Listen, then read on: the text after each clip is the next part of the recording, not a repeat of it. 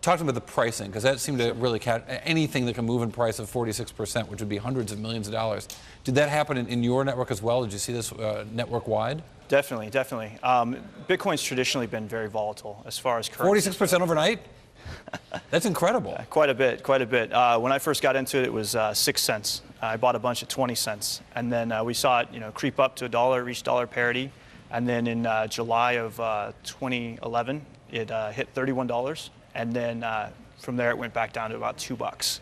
When I try to explain what Bitcoin is, and I can't, but I try to use the notion of the minting of the coins, of course, is so important, and the scarcity value. I think of it like prime numbers, where the first prime numbers were easy to get to. But as they got bigger and bigger, it's harder and harder, and therefore the computing power, the possibility of mining them, becomes much more difficult. Is that the right kind of? That's a fair comparison. It's more based on the amount of people that are doing it and the amount of power that's going into it. The protocol actually controls it. So if more people mine and more power is put into mining, it'll become more difficult to balance it out. And then if people start moving away from Bitcoin, it'll become easier to encourage people to mine more. I've also read the suggestion that Bitcoin, because it's government-free, it's untraceable, that it's going to naturally gravitate towards those pieces of commerce that want to be government-free and untraceable. That is, drug dealing, I don't know, child porn, whatever kind of things. Is that the fundamental nature of this, or at least was it the first growth in the usage of Bitcoin? I mean, I think you're going to see a lot of areas like adult entertainment where it's nice to have the pseudonymous nature of it, which is like people like PayPal for that reason too. You don't have to reveal your banking information or anything like that. You don't have to reveal a credit card number that someone can steal. I think in some ways it's actually a lot easier to track than cash. I mean, with cash, yeah, there's a serial number on there, but nobody follows that. With Bitcoins, there's some breadcrumbs. There's a trail for investigators to look at.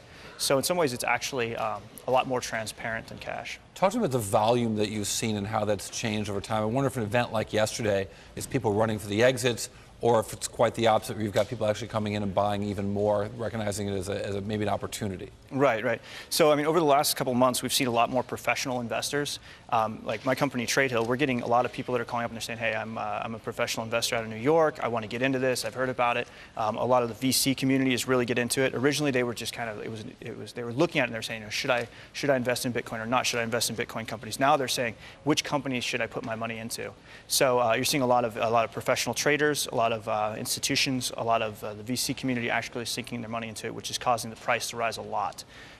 But it's a pure economic instrument, right? I mean, I've read this compared to gold because it has no actual functional value, but merely the value someone else will pay for. But gold actually can be made into jewelry. Bitcoin, not so much. That's true, but I mean, there's plenty of things that don't have much of a real use that have a value. If you have a Picasso painting, somebody wants to pay $20 million for it, it's worth $20 million. And Bitcoin is the same way. It's supply and demand. There's not anything backing it like there is, gold. There's not a physical, tangible object. But the fact that someone's willing to pay for it, and someone's willing to pay a little bit more than them, rises the price up. If everybody wants to sell it, the price will go down. So I understand the speculators are changing from individuals to people with more money, professional investors, maybe even funds. But what about the usage case? How has that changed over the course of the last 6 months?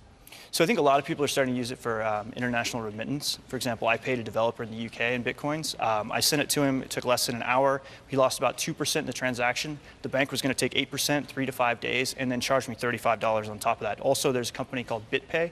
BitPay has something between 3,000 merchants, I believe, that people can actually buy things with Bitcoins. For example, WordPress now accepts Bitcoin. Reddit accepts Bitcoin. So there's a lot of real-world goods and services that are being added to the Bitcoin ecosystem. Digital economy going to an entirely different level. Who would have thunk it?